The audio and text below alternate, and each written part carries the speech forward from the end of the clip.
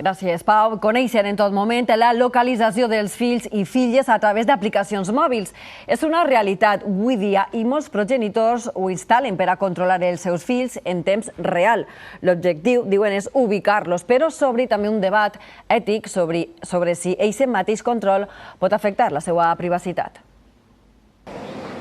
Voy a salir ya de casa, voy a coger el metro, cuando llegue a la estación miras la aplicación y me recoges para que nos vayamos, ¿vale? Aplicacions que en només un clic donen les coordinades exactes d'ubicació a temps real. Cada vegada són més demandades entre mares i pares que tenen fills preadolescents amb mòbil per tal de controlar els seus moviments. Una opció que entre els joves també s'ha normalitzat i on inclouen les amistats. El tinc en ma mare i en el meu germà també i en alguns amics. També el tinc amb la meva germana i en amigues. Els beneficis d'aquest control permeten conèixer en el mateix instant la ubicació exacta per si cal atendre una urgència. Però els experts també recorden que cal usar-ho amb responsabilitat i sense envair l'espai íntim perquè tot control ha de tindre un límit. Estem també fent una invasió de la intimitat. El pare i la mare el que té que també projectar és confiança. Per exemple, per el recorregut que fas des de casa a l'institut. Si vas eixir de festa per la nit, el meu papa volen saber on estàs, per si te tenim que anar a replegar, però tranquil o tranquil·la que no va suposar una invasió de la teua intimitat. Comunicació i consens entre les dues parts i no fer-ne un ús obsessiu per tal de no provocar desconfiança entre ells. Però gastar-ho no van gastar.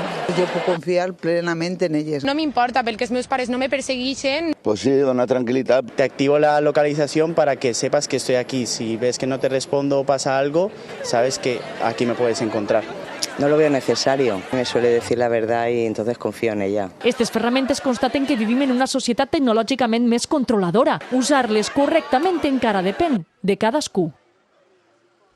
Avui fa 10 anys